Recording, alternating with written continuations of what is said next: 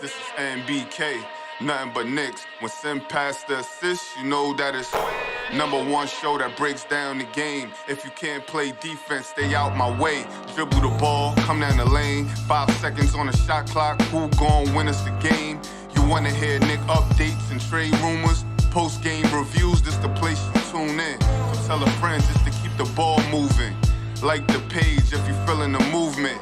Every game we coming to win. Give us a sub like a player that came off the bench. This is NBK, nothing but Knicks.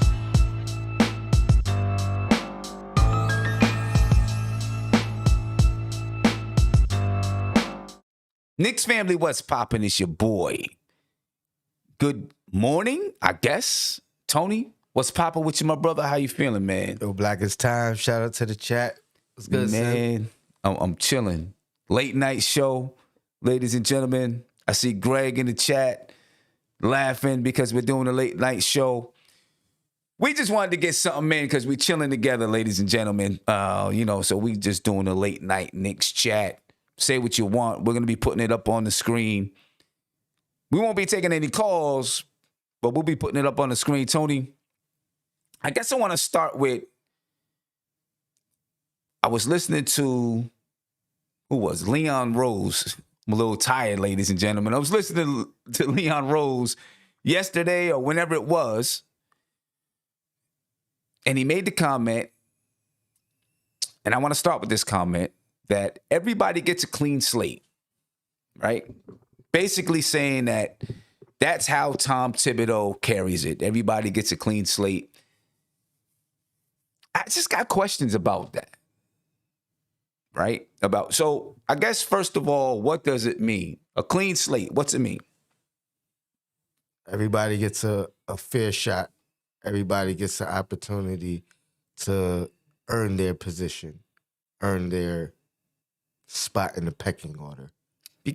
Yeah, right. And see, this is just like for me, and I actually liked the interview. I thought it was a good interview. I know there's a lot of people out there. Uncle Fulio is probably not watching right now. Uncle Fulio is a square, so he's probably in the bed. Don't tell him I said that, though. But anyway, yeah, a lot of people are probably upset with, the fact that he did it with Alan Hahn, an MSG employee, and all that kind of stuff. But I thought the interview was good. But there were a few things that I'm just like, pretty much a company answer, right? And that one right there, I feel like is definitely a company answer because, okay, so Emmanuel quickly gets a clean slate. So does he have a chance to start? I mean, what do you consider a chance? He gets to compete for it, maybe. Can he beat out Brunson? Probably not. Can he beat out Rose? Probably not. I mean, no, I get it, right? No, he can't beat those guys out. I know he can't beat those guys out, but I guess the way I think about it, Tom Thibodeau kind of has a starting lineup in mind, right? I know as a coach, right now, I got a group of girls that's coming in to work out, but I already know, for the most part, I know at least 4 of my starters. Maybe there's one up in the air, right? I mean, so the other girls, they don't really have a clean slate. Let me ask you this. If one of those other girls actually outplays one of those 4 girls that you think, that you know is starting, can they surpass them? They can surpass them. That's without a doubt. They can surpass them. I think that's and all, they can start. I think that's all that he's really saying. I don't know if it's likely to happen, but it's good as a player to come in knowing, hey, if I outwork this guy, if I beat this guy out, if I'm kicking his butt in practice, right, I could potentially start, take a spot, get more minutes, whatever, right. Whatever it end up may be. Yeah, and I do agree that minutes that minutes are up for grabs, right? I definitely agree there. Minutes are up for grabs, so it's not like, I mean, guys can earn minutes, but I can tell you what, it's 35 minutes slated for Jalen Brunson, 35 minutes slated for R.J. Barrett, 35 minutes slated for Julius Randle. You know what I'm saying? Anyone who's in those positions, I think is going to have a very, very hard time getting the minutes that they want to get, in my opinion. I don't know. 007 Angelo says, incorrect. Leon is sending a message to the problem child, Julius Randle, that you have a clean slate. Don't mess it up. Now, I agree, mm-hmm. but I don't think he's only talking to Julius Randle. I had said it, a little bit earlier. I taken this to like when I was in high school, and one of my teachers said to the class, beginning of the year, Mm-hmm. everybody starts with 100. It's up to you to bring your grade down if that's what you do. I think it's the same thing here. Everybody is starting with a clean slate. Only you can mess up that pecking, right? That ranking, right? So you could take it both ways, I guess. Yeah, but he's gonna say that anyway, right? Because everybody needs to go into camp feeling like, if I'm the best player, I'll be starting, or I'm gonna get the minutes. This, that, and the third. And there's nothing worse, because I've been in this position, than trying out for a team, mm-hmm. or even being on a team and knowing you don't have a shot to get some playing time, or you don't have a shot to get in the starting lineup. You know what I mean? Like, when you know there's restrictions, it brings your own personal like motivation or enthusiasm. Right.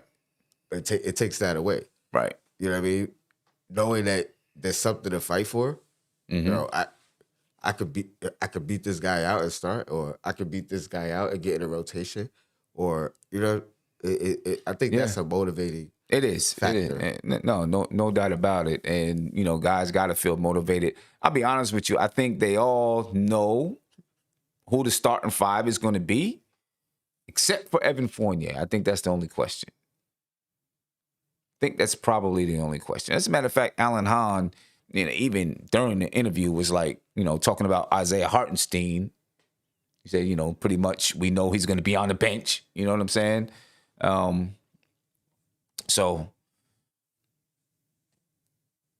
I think the guys know, even though, clean slate and all of that, I think they pretty much know. And maybe, though, 007 said he's talking about Julius Randle. He could also be talking about Cam Reddish. Yes. Right? And letting Cam Reddish know that if you come in and you ball out, you could have a chance to be a starter. You could have a chance to take Evan Fournier's spot. Quentin Grimes can have a chance to take Evan Fournier's spot. Right? I think it's more about that spot than about those other guys. Those three guys and those two positions, whether it's sliding RJ to the 2 and opening up the 3 spot, or RJ staying at the 3 and Grimes coming in at the 2. Right. Or Fourier staying at the 2 and whatever. So I think it's those three guys. Those are the three guys that are fighting, right, for some type of change, right, or things to say the same. Yeah. Greg said, "Peep how we talked about Derrick Rose.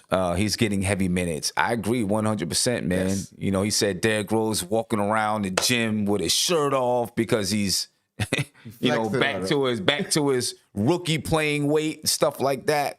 Motivated and I stand corrected. I gotta go on record because I was one of the.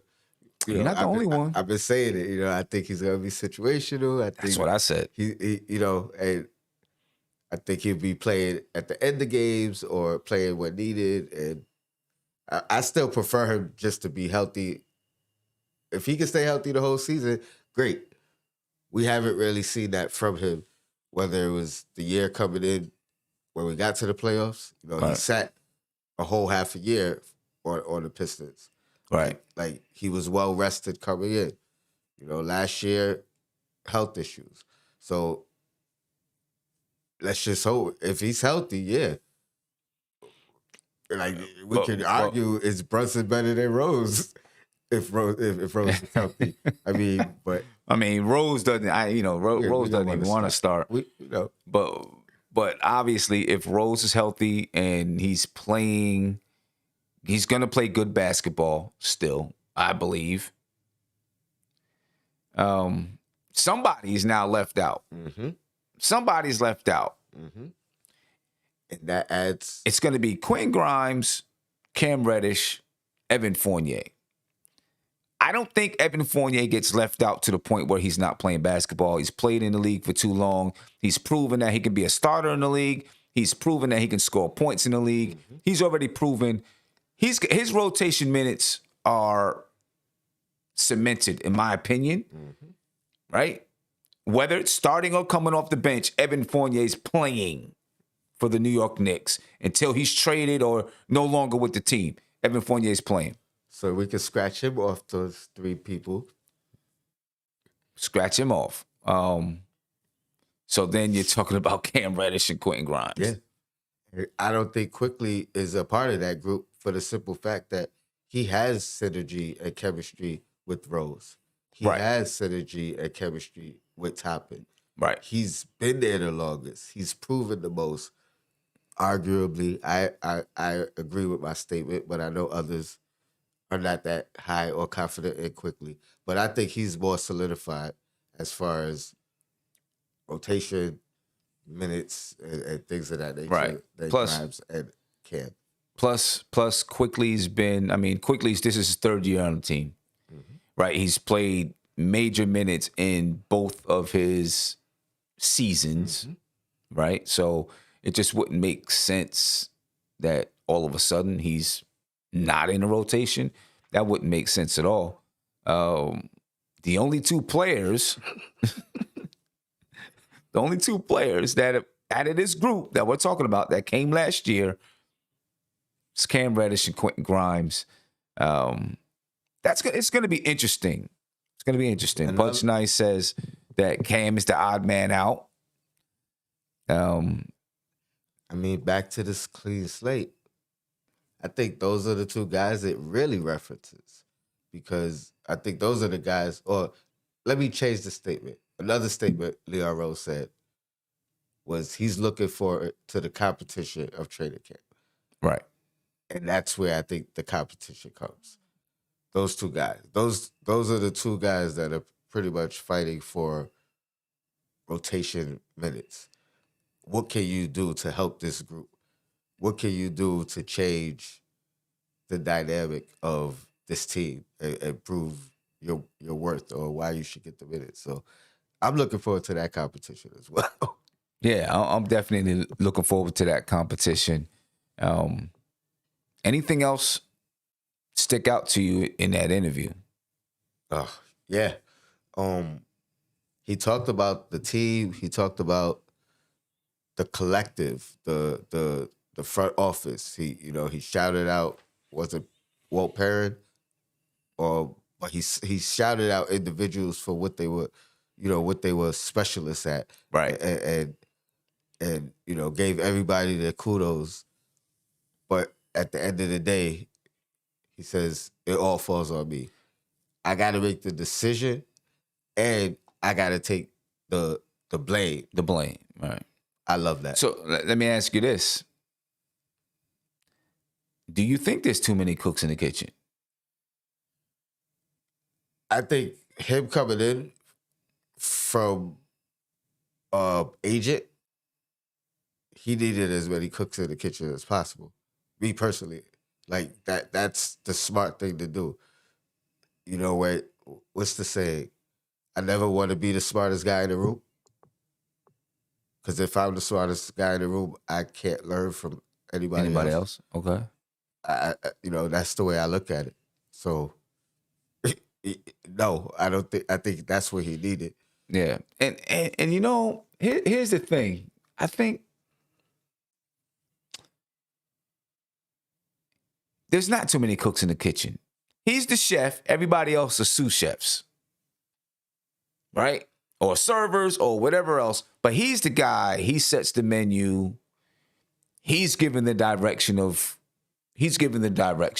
Now, just because you take input from other people doesn't mean, in my opinion, that there's too many cooks in the kitchen.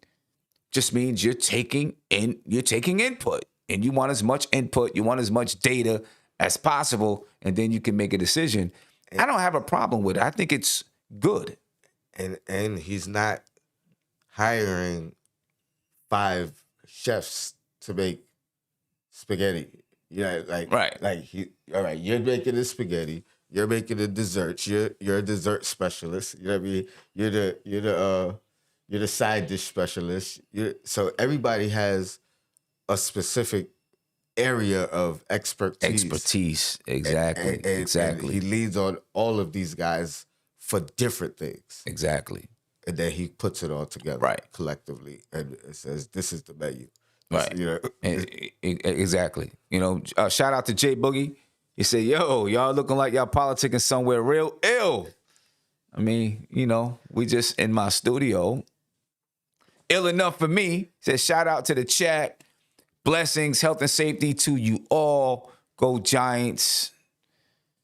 Salute. Let's go Giants. Thumbs down to the Cowboys. Yeah. You dig? Sir. And ladies and gentlemen, if I had reach, I would start to play a little bit of a sample of that J Boogie track, but we'll save that. It's covered. We'll save that. It's big. It's biggest. It's the biggest. It's the biggest. You know what I'm saying? D said, Sim, stop it. I don't stop what? Stop what? I don't even know what he's talking about. Stop the press. If he's talking about too many cooks in the kitchen, listen, I feel like if you don't have other opinions around you, then you start to get into that groupthink mode. Right? You get into that groupthink mode to where everyone is thinking the same train of thought. No one is giving any pushback. Nope.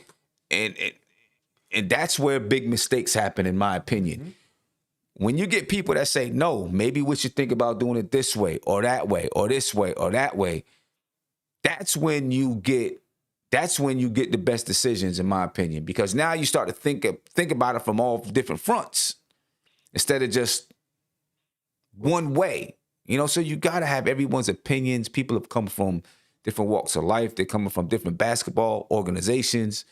They've witnessed and experienced things in a different way. You bring all of that to the table, and then Leon Rose grabs all of that and makes the best decision possible. Correct me if that's wrong. That's like that's what they call bipartisan in politics. Yeah, I guess so. I don't know. In politics, it goes a little bit different. Hopefully, it's not like that at Madison Square Garden. Well, that's the way it should be. You can have a pushback and have difference of opinions. But that's right. But that's how it's supposed to be. The right conclusion at the end. That's how it's supposed to be. You know what I'm saying? Punch nice. Oh, I thought you was looking at 007. Punch nice. Said Han asked him if he was tampering. I don't know what you expected from that answer. It would have been funny if he said yes. He said yes. So, yes, that would have been funny, right? If he said yes, but obviously we knew the answer was going to be no. They asked it quick, moved on to the next question. What I didn't like about that particular part was Han gave all the answers to the question. So all he could do was say no. You know what I mean? Like, he talked about the history and everything else. You should have let him say that. You know what I mean?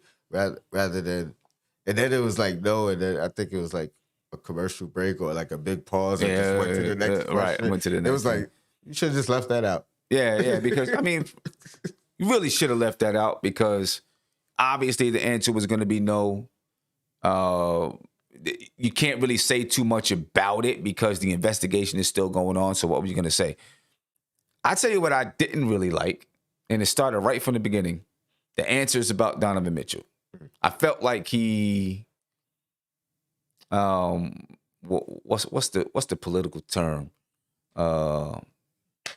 Pivoted, not really pivoted, but I don't know the term that I'm trying to use. But I felt like, all right. So we asked him about Donovan Mitchell. He said that he cannot talk about. You can't talk about another player that's under contract. I understand that. We get it, right? But then he started talking like almost as if, yeah, we went for him, but it's not a big deal. I do believe that they like the guys that they have and they like the team, but it's like, it's like, it wasn't a big deal. We were cool with rocking with the team the way it was. We gave RJ the extension at that point because, we were building around RJ. He is the centerpiece, right? When we know it was a negotiating ploy. At least in my opinion, it was. Could two things be true? I mean, two things can be true, but in this situation, I feel like if RJ was the guy that you're saying, right? He mentioned him in the name of LeBron and who else? He say Kobe, Kevin Durant, right? Luka Doncic and Luka, right? If you start to mention them in those guys, with the ranks of those guys, as far as some of the numbers that he's already put up in his career, but you were willing to trade him. I agree with two things. Right. It was funny because he didn't even come out clean with the stats. So I was like, if you're going to use it, at least have some authority where you say, right. And I think it was 300. And I think it was 300 and something. Right. So that's where I'm like, you were going to trade him. You know what I'm saying? So, I mean, I understand you're going to build him up like, hey, we re-signed our guy because we feel like he's going to be this, that, and the third. But you were just willing to trade him because you felt like Donovan Mitchell got you closer quicker. Mm-hmm. You know what I'm saying? So I felt like, that was a little... It's another one of, what was he supposed to say? You know what I mean? Like, it's nothing really... See, this is the take that I would have said, right? Because it was out there. They know that they were trading for Donovan Mitchell. Well, we know that they were trying to trade for Donovan Mitchell. I would have played it like, that's how highly we think of RJ. And that's how highly the Utah Jazz thought of RJ. That the only person that they would trade Donovan Mitchell for is RJ Barrett. And we were willing to consider it because we do think RJ is of that quality of a player. And we understood if we wanted to get a guy like Donovan Mitchell, we may have to include RJ because we're not sure if RJ still has some steps to go. And we thought that he can't talk about Donovan Mitchell. But I would have played it up as if, he's kind of on even keel. I agree. I think I would have played it up like that. I mean, I also would have mentioned something to the effect of, we also thought including him would lessen the rest of what we needed to give. Right. Because of his value. Right. So, I mean... And then I guess though, and maybe he just did it the right way, when you think about it, because you got RJ on the team now, and if you start to get too deep into those discussions, RJ's like, Yeah. Right? Now his antennas start to go up. Oh, so he's better than me now? right. You know what I mean? So, his antennas start to go up. So you got to do that. But, just that whole little right there, it was just a little for me as far as that is concerned, Yeah, media day is upon us soon. So he'll get the questions, he'll get the questions from the media. Yeah, Ala Wire said, but Sim, you was ready to trade him too. It's a business first. I'm not saying I wasn't. I'm not saying I wasn't, but I wasn't the man in the seat, and had to answer the questions. I'm just saying how I would have answered it about, instead of, I don't know, maybe he did it the right way. I'm not a PR specialist. You know what I mean? So maybe he did it the right way. I could have did it totally wrong and ended up splintering the team and making RJ feel bad. You know what I mean? And he probably does anyway. You know what I mean? Like he knows his name was in the trade, so he knows Right. what was going on. Right. So, but he got to be. He accepted that contract, so he got to be happy with it. Yeah. Right. So yeah. He's definitely got to be happy with it. at this moment, we'll see what happens moving forward. Yeah. Cam Reddish, how'd you feel about what he said about Cam Reddish? I liked it. I like that. He referenced Cam responded. He called it out as being untrue. Also said not only did Cam not ask for a trade, his agent, his representation didn't either. Yeah. I still think though, not asking for a trade and not being happy about,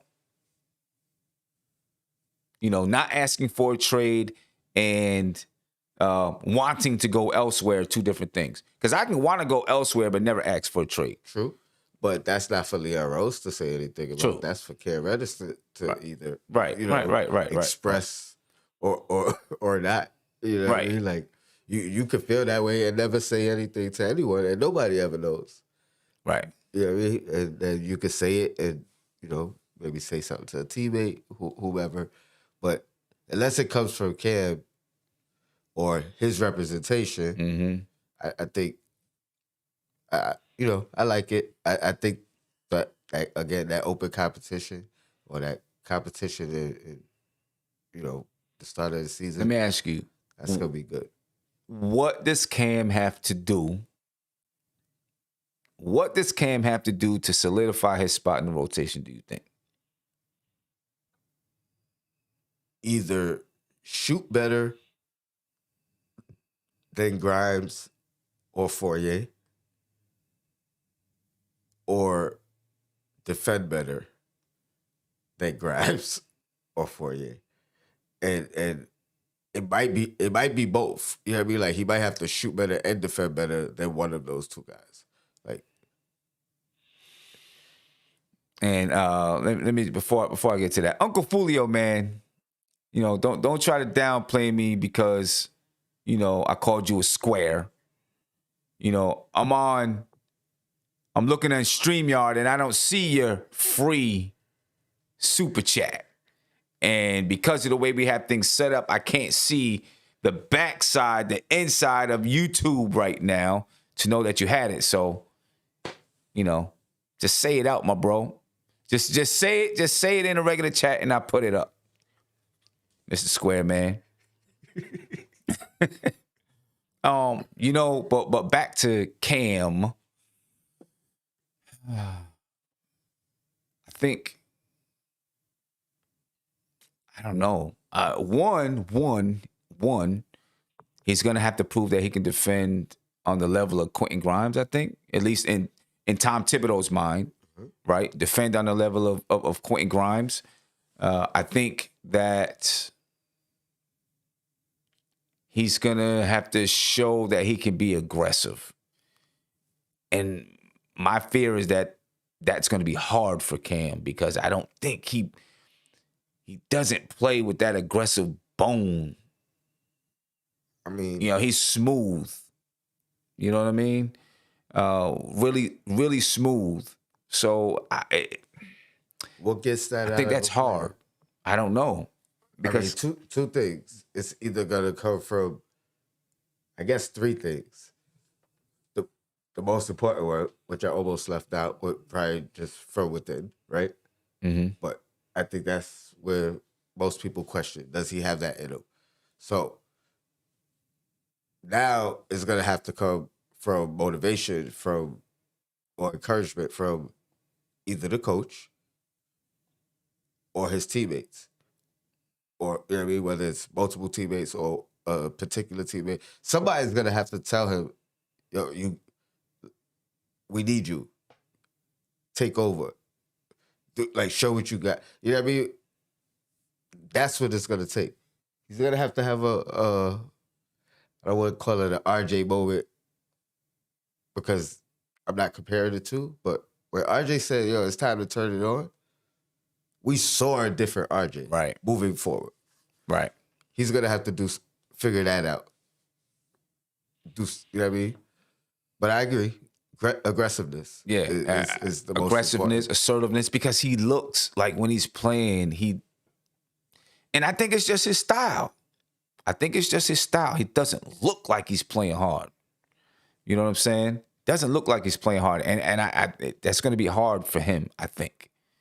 You know, it's going to be hard for him.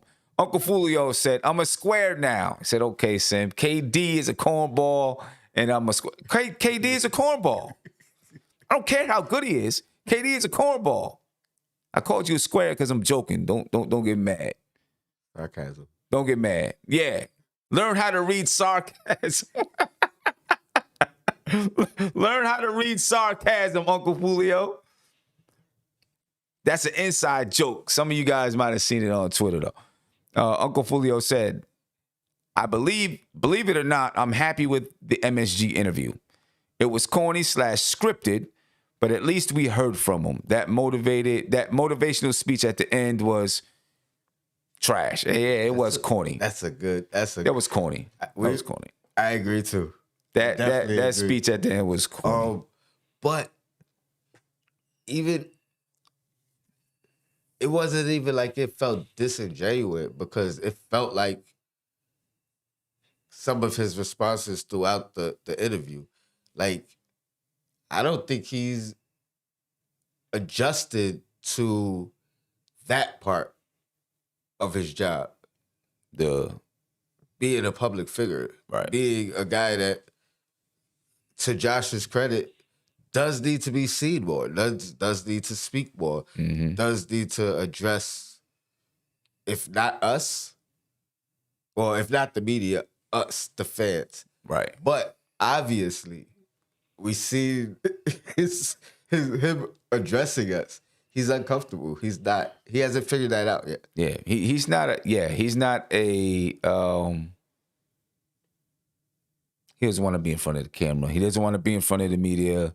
You know, he doesn't want to do that kind of stuff. He probably think about where he came from, right? Mm-hmm. And being an agent. And by reputation, being a good agent, right? Somebody who fought for his clients, got his clients some fair to good deals. To be an agent and be in that position, you got to be able to talk to people, approach people, negotiate with people. But that's all private. You know what I mean? That's all right. behind the scenes. You know what I mean? Almost secretive. And you know, have to jump to a whole different realm. Yeah, that's tough. Shout out to Margaret Edwards. She said, "This is Cam's contract year. He will ball out." You know, I mean, I hope that he does, but I hope he doesn't do it only in the contract year. You know, but back to Leon Rose, I agree. Even when he came on, you know, most people said he's a guy that likes to be in the background before he ever even started in the position. He's a guy that likes to be in the background. You know what I mean? I think this was known about Leon Rose. I don't have a problem with it. I don't have a problem with it. And, you know, every once in a while, you know, he, you know, comes out, says what he's going to say, and then blase bland, you know. Two things. Do you think Thibodeau could take the lead in some way, shape, or form as far as being the vocal guy, being the guy that speaks to the media, the fans? I think he is that guy, during the season, he has no problem with it. Mm-hmm. He could do it. Or do you think there's any validity to something the ESPN guy, Stephen A, says about Mark Jackson needed to be, or him wanting Mark Jackson because he could be the voice of New York and things of that nature, like New Yorkers trust him. I just kind of like a 2-part question. Do you think Mark Jackson could be the guy that Stephen A. describes him as if he's the coach, and then do you think Thibodeau could do that? Can Thibodeau do that? No, because Thibodeau is going to give the coaches type answer, right?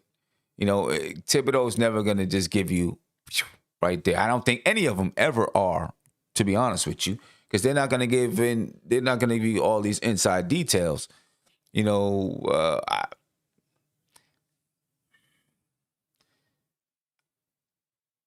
Listen, I don't care how many, especially with this regime, how many media interviews they do.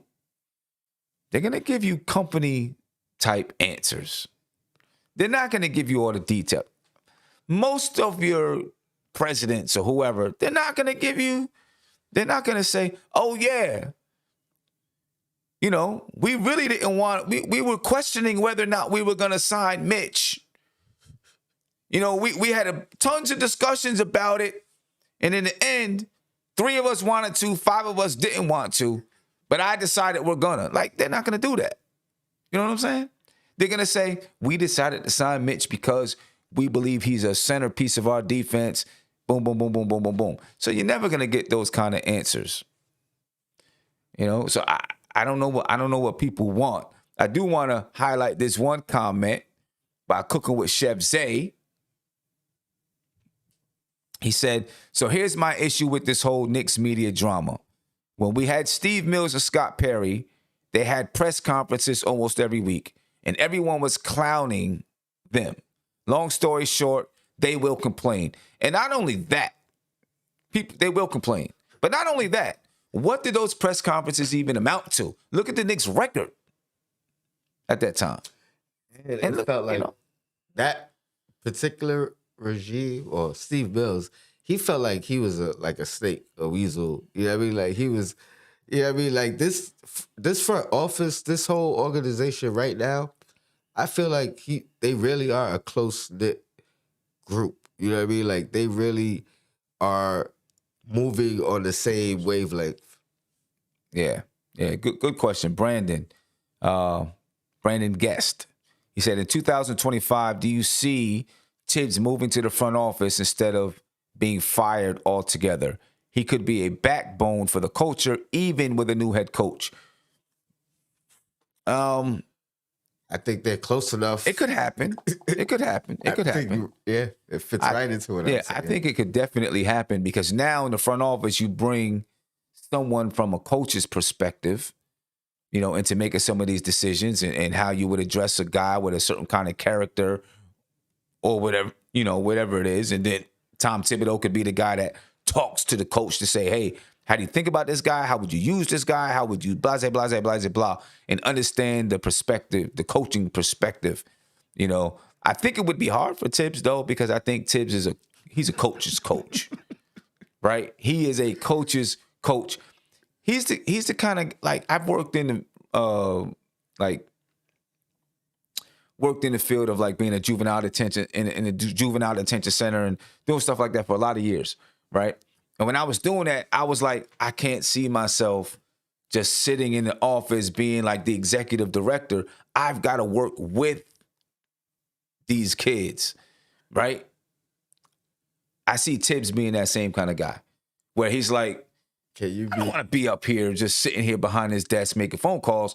I want to be on the court. Tibbs is a coach. I was going to say, I could see him taking a assistant coach's job before not coaching at all. And then I wonder, can he get into the front office and be an assistant coach? I know it's probably never happened before, but you can't. I don't see. I mean, they've given that job to a head coach, right? But everything think you about mentioned it before about his value in the front office. But think about it. The front office might have to fire the head coach. I mean, And then he's at an some assistant point, coach and a head coach. I mean, and in the front office. yeah. That'd be tough. And That'd be tough. whoever the head coach is gotta be looking over their shoulder. Right. Like Yeah. Like, oh, Yeah, as soon as they let me go. Gotta be looking over their shoulder. That'd be a tough one. Unless the new head coach is like from the tree Yeah. somehow. Brunson. But I the just head I coach. can't see Tom Thibodeau not coaching and going and being solely in the front. Not right now. Maybe. Well, I mean, that is 2025. That's 3 years from now. I think he still has some energy left though. Even after that, he'll have some energy left. And let me ask you this: What if he go out in the glory? We win that chip. Yeah, I mean, well, here's what I was gonna ask you: if let's say it doesn't work in New York, do you see Tom Thibodeau coaching someplace else? I think he'll take a job somewhere else. Depending on how bad it doesn't work, he might not get another job. So that's the thing. If a job's available, he'll take it. I mean, will they offer it? That's what I'm saying. It depends on how bad. Will Tibbs get When another you say job? it doesn't work, depends on how bad. If it doesn't work, like just because we're getting knocked out in the first round, he'll probably get an offer. If it doesn't work because we 11th seed the next 3 years, then he might not get an offer. That's the way I look at it. Especially now, coaches are getting younger and younger. They're Right. kind of leading away Right. from, like he's, in no disrespectful way, he's a dinosaur compared, you know what I mean? Like, that's the way they look at it. The league is getting younger, the coaches are getting younger, the front offices are getting younger. So- Everything's Right. getting younger. And I think about that all the time, right? And just in things that I do, like I'm a coach, and so I always think about one day I'm not going to relate to the kids that I'm coaching, and how am I going to address that? And I always say to myself, I'll get young assistant coaches. You know what I'm saying? I'll get young assistant coaches that can help me understand any new styles of play and all that kind of stuff. Now, as a coach, I'm 46 years old. I'm going to be 47 in January, right? I practice younger moves. Like, I literally watch video and then I go and work on these moves because I got to teach it. I got to teach them. There are moves today and the way that you're able to step that I never learned as a young player. Like it was basic. You get 1-2 steps to the basket. And if I picked up my ball mid-step, when I finished that step, that was the first step, bam, then I had my second step. And I had to go up. You know what I'm saying? And so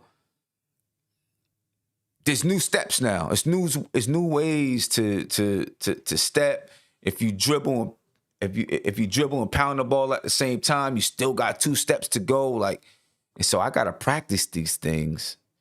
But one day I'm gonna be like 70 years old. I'm not gonna be out there practicing these things. And I gotta have younger people, that can relate to the players, that can push it along. You know what I mean? And that's what Tom Thibodeau, I think, needs to do. He needs to have younger coaches on his staff that relate to the players, can help, infuse new ways of thinking. And Tom Thibodeau's got to be open to those ways of thinking.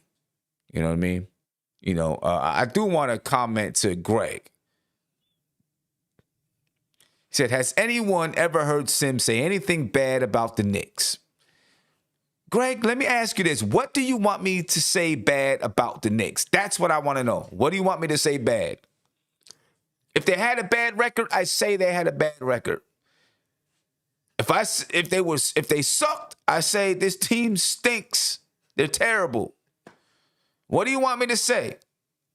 I don't know what you want me to say. I said I didn't like his answer about the Donovan Mitchell thing. What do you want me to do? Say, fire him because I didn't like his answer about the Donovan Mitchell thing? I don't know what you want me to say. I don't get it. Like, what do you want me to say? Tell me, Greg, what you want me to say. You know?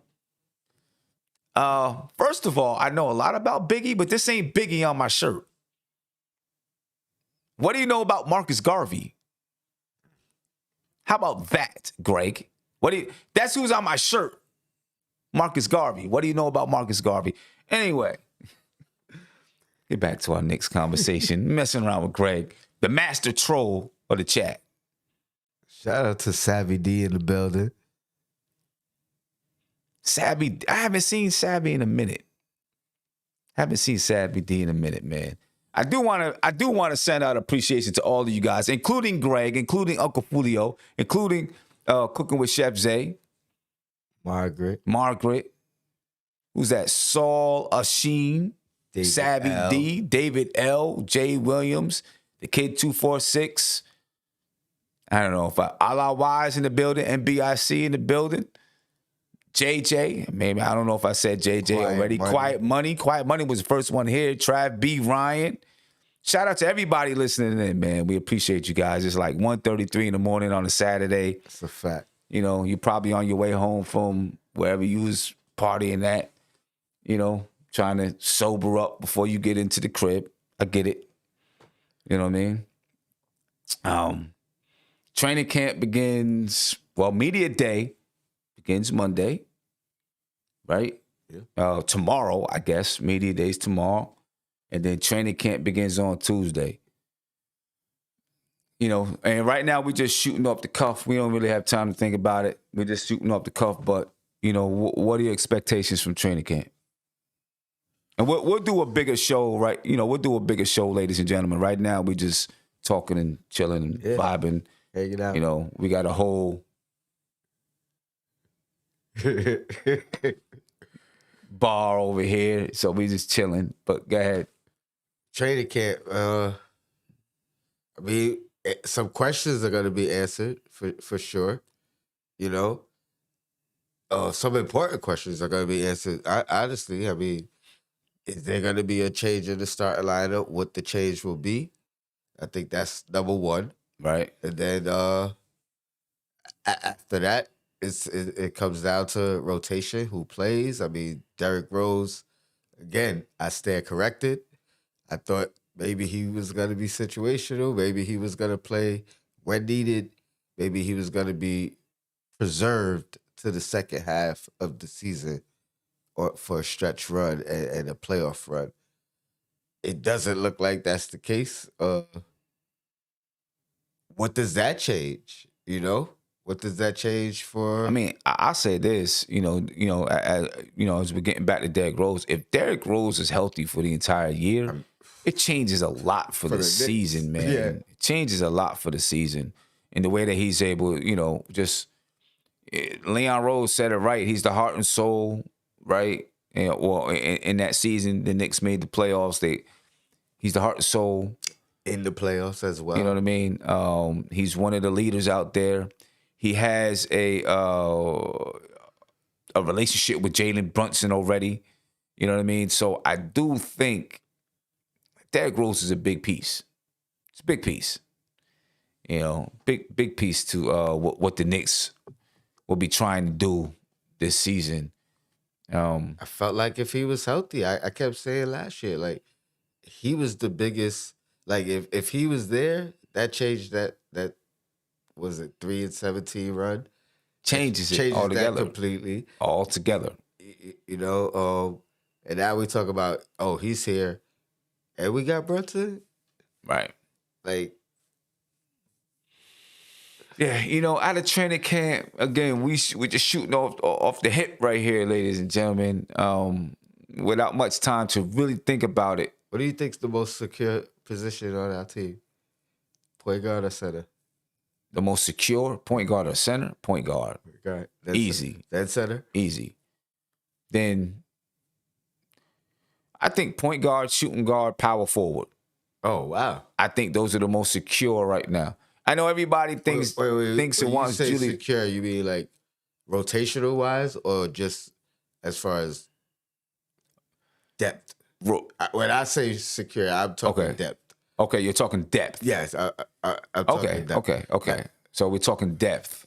Not necessarily the rotation. And Okay, because I was thinking rotation That wise, makes as far sense. as the rotation being secured. So if you're talking depth, the most depth, huh? I mean, you could argue with too deep at the two. point guard might be our deepest spot. Jalen Brunson, Derrick Rose, Emmanuel Quickly, right? That's probably our deepest position. Not even getting into Deuce. Not even getting into Deuce, you know what I mean? And Ryan Archdiacono. Yeah, not even getting into whoever. Those guys might be the best point guard. Right. That'd be our best option. So yeah. Yeah, so that's probably the deepest position. I don't know if you're considering RJ a shooting guard or small forward. Good question. I'm going small forward. Right. So then if you're looking at small forward, you got RJ. The only other true small forward on the team is Cam. It's the only other true small forward on the team, my opinion. Right? Unless you go into like the hunt. Unless you're going into those guys, right? But Quentin Grimes, he's not a small forward. He's a straight up shooting guard. Right? Straight up shooting guard. Evan Fournier, in my opinion, he's 6'7", but he's a straight up shooting guard. He's not a small forward. Those are the only two true small forwards, in my opinion, that we have on the team. It's the only guys that's small forwards. And that could bode very well for Cam. That's what I've been saying, like right, all offseason. And because at least hoping. Right. Because when you talk about the length of the players coming off the bench, if Cam's not in that lineup, you're kind of small, right? When you talk about Quickly, Rose, Grimes, and then Obi and Hartenstein, from the three guard / wing positions, you're small, right? You're kind of small, so I think that's in Cam's favor because he changes the way that lineup looks. If you're talking about, say, it's Quickly, Grimes, and Cam. And I think that lineup is more of a detriment for Obi. I think it puts more pressure on Obi and Hartenstein to really protect the rim, really cover some. Right. You know what I mean? Some things that these guys can handle, double team it more, things of that nature, where now you get closer to everybody holding their own position, holding their own. Other guys can thrive. Right. E. Gibson said the center spot with Mitch, Hartenstein, and Sims. That's without a doubt. That's a pretty, that's a nice. I think the 1 and the 5 are the most. Okay. With the most depth. Yep. Yeah. Because that's a good center rotation with a starter guy coming off the bench, and then you got Sims out there as well. I think that's a good center rotation. And then David L says center is thin. So I don't know. I think unless you're referring to the, I'll give him this. This is what I say about that. We don't know about Mitchell's. Donovan. Mitchell Robinson's injury history. You know what I mean? So that becomes a question mark. Then you got experience with Sims lacking. And then even Hartenstein is not a starter, full-time starter. So I will say that. I agree in that aspect. But if Mitch is healthy, I think that changes everything. Yeah, that's true. I was listening to Leon Rose talk about Hartenstein, and we were having a conversation the other day about whether or not he's a glue guy. A lot of the things that he explained talked about him being kind of like a glue guy. You know what I mean? That he's gonna he hustles hard, he's going to do, a lot of little things and those make those kind of a plays. We need one of those guys out there. We haven't really had that kind of a guy. Stretch the floor a little bit. Stretch the floor a little bit. You know what I mean? Plays with some skill, can pass the ball a little bit. You know what I mean? Do you think at all, ever, because Tom Thibodeau likes that kind of a guy. You look at the Joakim Noahs that he's had, right? Even Cat. And I know Cat was there when he got there, right? But he likes to use those kind of guys that can pass the ball a little bit. I was gonna say. Right? He can kind of run some triangle stuff with guys like that and operate from the mid post or the high post, actually. Does he threaten Mitch at all? If he's able to come in and really, with some of the things that he can do with passing the ball, if Tom Thibodeau was able to exploit his skill set or utilize his skill set, does he put pressure on Mitch? I think he's gonna end up finishing games because of his skill set, because of his free throw shooting alone. I think Mitch is gonna be a defensive substitution at the end of games. Mm-hmm. I don't think he threatens Mitch. I don't think he could threaten Mitch as a starter or anything like that immediately. Here's the thing. There's two parts. Because even if he starts showing some of this stuff, or even if he's going to have to show something for Tibbs to start running things through him.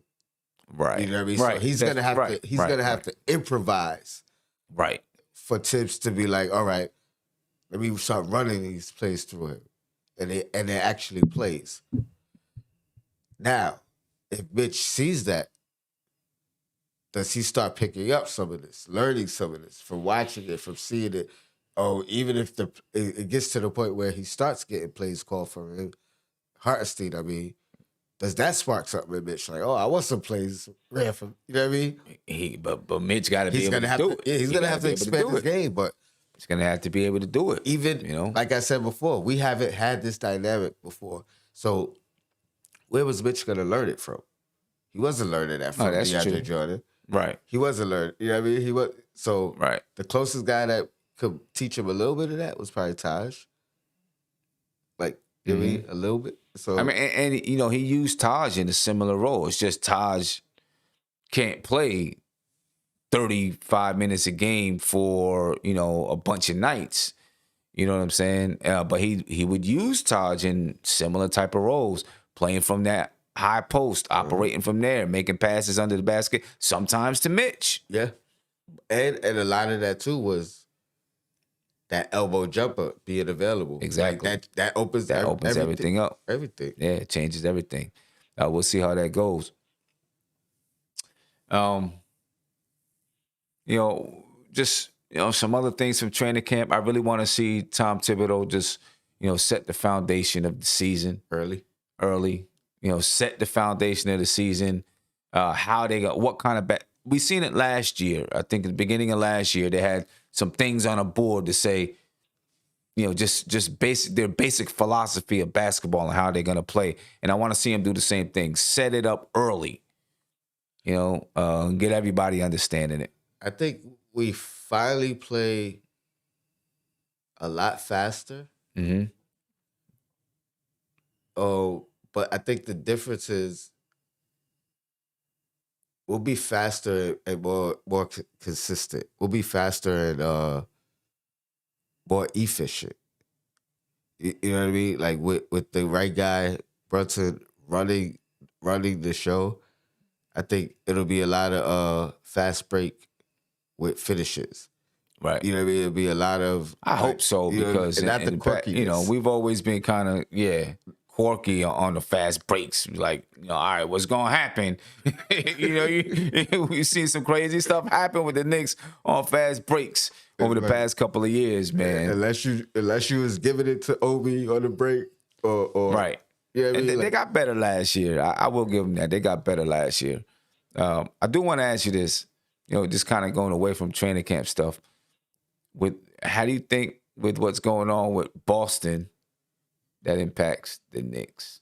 It will impact it. Do you think Boston, now they're gonna have a different coach? Obviously, that guy was an assistant coach last year with them, so they're familiar with him. But still, that guy's gonna have a different train of thought, a different way of thinking about the game and things like that. How do you think it impacts the Knicks? So here's the thing. I think it only impacts the Knicks if the Knicks. I don't think it impacts the Knicks. Only the Knicks can impact the Knicks. That's the way I. Well, the season. How about? Not the season, but not the season, but like in the standings, competition, all of that. Boston, I think it could go either way. You know what I mean? Like they could be trying to find themselves, figure themselves out, come on late, come on strong at the season, or start the season strong, or it could motivate them. You know what I mean? And they pull together. They have history with the guy. They know him. It's not a new voice completely. So I think more chance than not, it doesn't really affect much. Right. Whatever they learn from, what's the last coach name? Udoka. Whatever they learned from him, they learned it already, right? They picked up his philosophy late too. Like, let's think about it. I mean, but here's the thing. This is what makes it tough, right? Because they learned it from him, but also, like, the coach is still learning from them. And then the coach is, like, as you get into your third season, you understand so much more about your players, right? You understand, you can see a guy's body language and okay, this guy's tired, or this guy's frustrated, this guy's hot, or this guy's feeling good tonight, because you know how guys are going to react to certain situations. And so with that, when that happens, it changes the way that you can coach, because let me get this guy out now so I can do this. Let me do this. Let me do that. Now this guy was an assistant. He's been there, so he may notice some of those same things. You know what I mean? But even from an assistant to a head coach, you see the games differently. I agree, but this is the way I'm looking at it. The new coach has been there longer than the prior the coach that's suspended. He's been with the organization. Was he? Because I think hired him. So they came in together? Yeah, he hired him. Okay. Yeah. Because I know I read the story. I was reading an article today, as a matter of fact, and they talked about, they were asking, they went back to talk about, when Udoka, however I say his last name, hired the guy. Okay. And the reasons why he hired him and stuff. So he hired him and Hardy. I think so. Okay. I think. Okay. Well, I mean, Hardy wanted to bring him with him. You know what I mean? So he already had a position where he could have been promoted. Right. And the organization wasn't really ready to lose him. Now they promoted him to the head coach. I mean, I don't know. I don't think it affects though as much as a lot of people think. I think. Okay. I think the players kind of have that confidence. They feel like we figured this out. Mm-hmm. The only thing that I think could kill that is if he comes in and says, "All right, guys, forget about last year. Look at my playbook." Yeah, that would be a big mistake. Yeah. That would be a big mistake. But right now, he's in a position where all he has to really do is continue to learn. Remember what he learned from last year, being. You know what I mean? Like, implement. But the thing is, every coach, when they come in, they're going to have some things that they say, I think I want to tweak this, tweak that. Does it work? Does he have the same voice? Does he have the same influence over the players? This is what I'm saying. That means something. It does. But look at their season last year. I felt like Udoka didn't get the team until the second half of the year. Right. So now, even if they start off crappy, we've been through this. Right. You know what I mean? Like, right. But you know, having like you can have one person who's very, you know, people automatically gets the respect, right? Because of that person's personality and everything else, right? Then you have another guy who knows the exact same stuff, but he don't get the same respect because of personality. Maybe he's a little bit softer. Maybe he's apologetic to the guys. I'm not saying this guy's like that. I'm just saying. And it sounded that, like the players like asked for him. Yeah, well, So, you know, hopefully. Now, could they have asked for him because he's a pushover? Yeah, I mean, you would think that because they want to win a championship, they want a coach in there. They don't want no pushover. You would think that. You know what I'm saying? You know, as far as the whole situation, do I hope it crumbles? Oh, of course, absolutely. I hope it crumbles. I hope it's Isaiah Thomas Part 2. Of course, and they feel the wrath of yeah. You know what I mean? They jumped on the Swift. You know, and we've never seen a year suspension from a coach for a coach. So it's a little crazy. The fact that they went, you know, a year's suspension. That far, we don't know the whole story. No, yeah, the fact that it's a year suspension and they did it so quickly. Right. You know, right. We don't know. It's, you know, Matt Barnes jumped on and why not fire him? Huh? Why not fire him? Right. Yeah. Like a year. Maybe that has something to do with investigations that have to take place, et cetera, et cetera. I was talking with a business associate of mine, right? And she knew this guy that was a teacher. And we're going to get back to talk about the Knicks, ladies and gentlemen, but she knew a guy that was a teacher, and he was reading the story, you know, Little Red Riding Hood, right? The Three Wolves or whatever, right? And, you know, she said he was like real demonstrative and an actor and stuff like that. And, you know, I'll puff and blow your house down and stuff like that, right? So one of the little kids got scared and went home and said, "Mommy, Mr. Such and Such said he's going to blow me." Okay? Right? So obviously the mom goes to the school and says, "My daughter said Mr. Such and Such said he's going to blow her." He got suspended for a week while they did an investigation. You know what I'm saying? Obviously, it came out that it was all just a misunderstanding. The little girl wasn't trying to get him in trouble. She was just genuinely scared, you know, because he was acting and stuff like that, but didn't have the words to say what it was. You know what I mean? But he got suspended for a week. And so, you know, during the investigation, so maybe it's something similar. Maybe they feel like this investigation is going to go this far and this deep, and they've got to, and we may rescind it. We may bring it back. I mean, it definitely means what? Does that mean forever, or does that mean until a decision is indefinitely?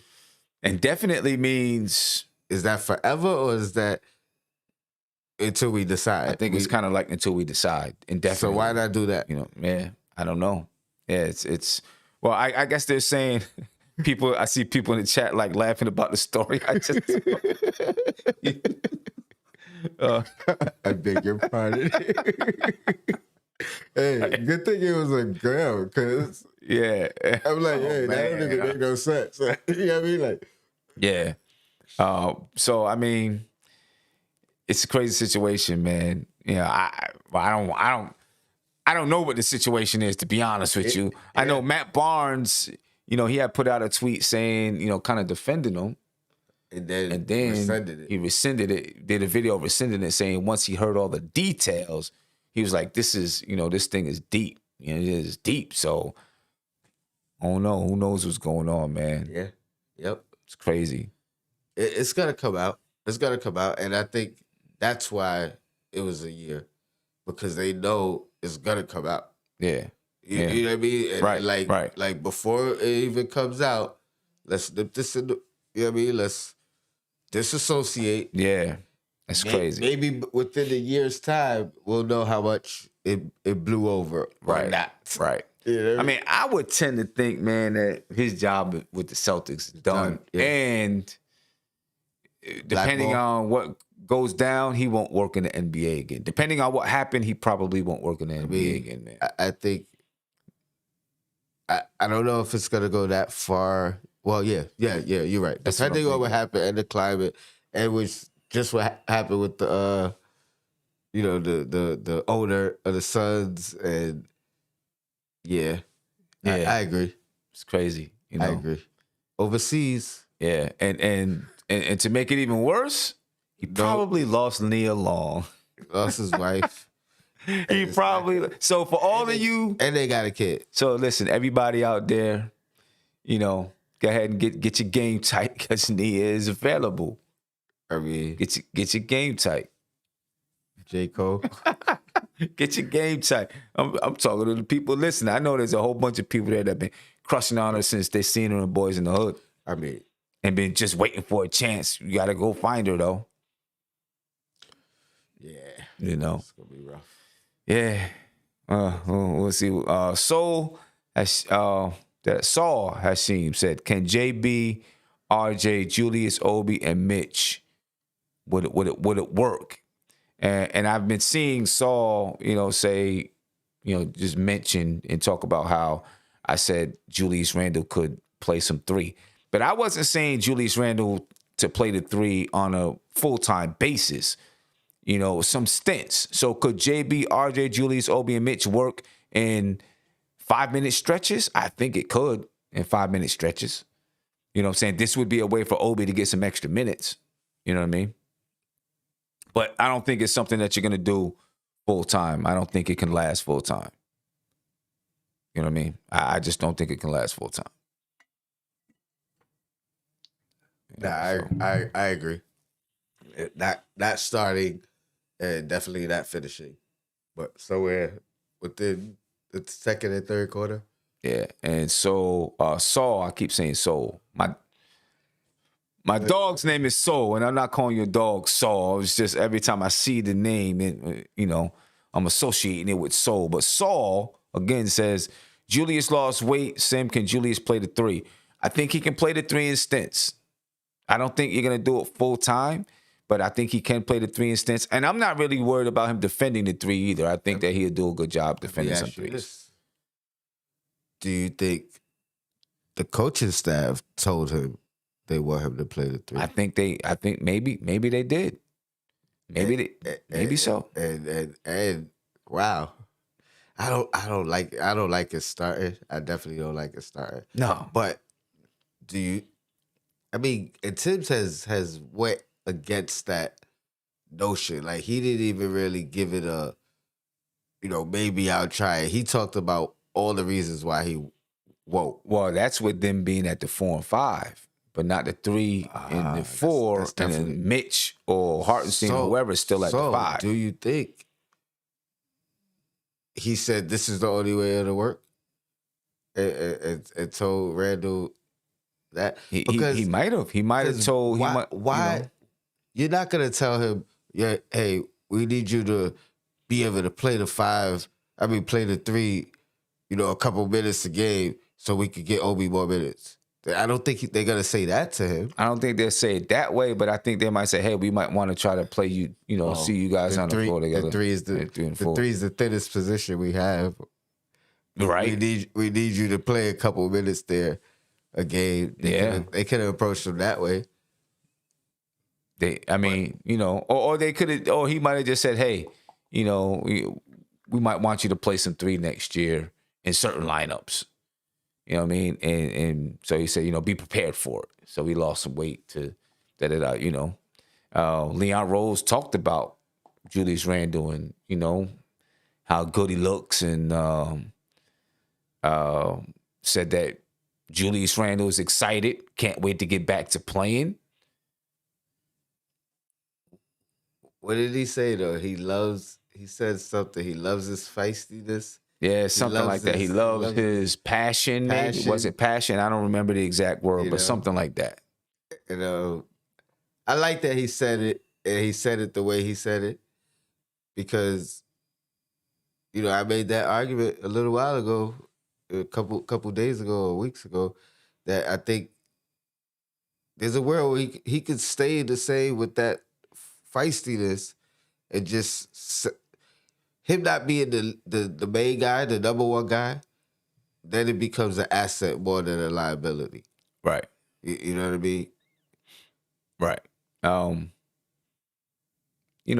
mean, there is a world where he can use that aggression and meanness and toughness, to his advantage. I definitely think there's a world where he can do that. You know what I mean? We'll see. We'll see if it's this year. Jay Williams and Frederick, thank you. He said I'm late, but I love this setup. We appreciate it. Jay Williams said Randall isn't playing the 3. He's one of the best 4s. Now, I mean, yeah, he wouldn't be playing the 3 full time, but I think you could see him at that position every once in a while. You know what I mean? Definitely, without a doubt. I think you could. I don't want to say without a doubt. I'm just saying I think you could. And NBIC, and how would that work? Just playing, you could just put him there. No. Who are the? I mean, it would be, to me, it would be Jalen Brunson, R.J. Barrett, and if you decided to put Randall at the 3, you put Randall out there, Obi, and then either Mitch or Hartenstein. Maybe you do it with Hartenstein because Hartenstein could spread the floor. You know what I'm saying? So, Hartenstein can spread the floor. Obi's out there he can spread the floor some. At least people got to respect it. He can provide that vertical space, you know what I mean? Because he can get up. And in order for it to work, though, Randall and RJ need to be knocking down the 3. That's in order that, it has to work. That's how it would have to work. They'd have to knock down the 3. I mean, you know what I mean? So would Obi. I mean, yeah. You know what I mean? Yeah. And, you know what I mean? And I think once you open up that door, it's not just about Obi. Like now you could put Hartenstein at the 4 and Mitch at the 5. Now you know what I mean? Now you can have a real big lineup. Randall at the 3. You know what I mean? Like now he's still just a little bit above average size for a 3. Yeah, I mean, it would be about, it can't just be about Obi is what I'm saying. Right. No, definitely. But it's really about more on the defensive side. On the offensive side, you can find ways to make things work by putting people in positions. It's about the defensive side. That's why I wouldn't worry about it too much. As long as you got guys out there that can knock down the 3 ball, that's the big thing. Guys got to be able to knock down the 3, be able to spread the floor, and it can work on the offensive side. On the defensive side, I think Randall could, do a decent job guarding 3s. But like I said, I don't think you do this longer than 5 minutes. Yeah. 5 minutes. You do it for 5 minutes. That's it. You don't do it for 20. You know what I mean? You're not going to do it for long stretches. You're going to do it for short stretches. And I think it's a detriment because if he's playing the 3, potentially he's at the very least averaging the same amount of minutes, but potentially averaging more minutes. Who? Randall? Yeah. You know what I mean? So it takes away that whole rest factor. It takes away, yeah. So, well, a lot to think about, ladies and gentlemen. A lot to think about. It's 2:06 a.m. Got 262 people here still watching. We appreciate you guys for being here with us, man. That's a lot of love. We definitely appreciate it. Training camp for me starts in a couple hours. Yeah. Be on the lookout for it, ladies and gentlemen. Sure. We'll be hitting the gym tomorrow night. We'll be hitting the gym tomorrow night. Tell my man Jay Boogie, we getting this track together. You guys be on the lookout for that. But folks, I think we're going to call it a night because it is 2 a.m. You know what I mean? But, we'll be back at it. We'll be back at it, ladies and gentlemen. Maybe tomorrow night, whatever. We'll be back at it. So we appreciate you all. Yes, and if you're on your ride home from the club or wherever, be safe, be peaceful. Hopefully you're not drinking and driving. You know what I'm saying? If you're home and you're chilling, drink all you want. You know what I mean? Just don't leave. Drink all you want, chill, have a good time, relax. So, you know what I mean? This is dope, man. No doubt, man. No doubt about it, bro. Ladies and gentlemen, we're gonna head up out of here. I think, if I can get this right. Oh no, I can't even find. There it is. It's like we pull it all right, all ladies and night gentlemen, we're getting up out of here now. Peace. This is NBK, nothing but Knicks. When Sim passed the assist, you know that it's #1 show that breaks down the game. If you can't play defense, stay out my way. Dribble the ball, come down the lane. 5 seconds on the shot clock, who gon' win us the game? You wanna hear Nick updates and trade rumors? Post-game reviews, this the place you tune in. So tell a friend just to keep the ball moving. Like the page if you feeling the movement. Every game we coming to win. Give us a sub like a player that came off the bench. This is NBK, nothing but Knicks.